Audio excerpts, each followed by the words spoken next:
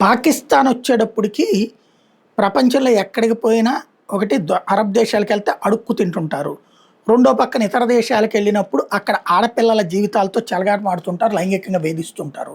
రెండోది మత పిచ్చని వదిలిపెట్టరు. తాజాగా జపాన్‌లో ఏదైతే అబ్దుల్ హమీద్ అనేటటువంటి అంబాసిడరు ఒక తెలివైన ఎత్తుగడ వేశాడు. అతనితో పాటుగా అక్కడ ఉన్న పాకిస్తానీలంతా కలిసి ముందు ఒక హాల్‌తో కూడినటువంటి ఒక భవనాన్ని కట్టించుకున్నారు. అది మామూలుగా వాళ్ళ పాకిస్తానీలందరూ కూర్చుని మాట్లాడుకోవడానికి అన్నటువంటి తరహాలో ప్రొజెక్ట్ చేశారు. తీరా చూస్తే ఆ తర్వాత మైకులు పెట్టి దాన్ని మసీద్ అని ప్రకటించారు. దాన్ని అక్కడున్న పబ్లిక్ అందరూ వ్యతిరేకించారు. అసలు మసీదుకి మన దేశంలో ఎట్లా పర్మిషన్ ఇచ్చారని నిలదీశారు. ప్రభుత్వం దాని మీద ఎంక్వైరీకి ఆదేశించింది.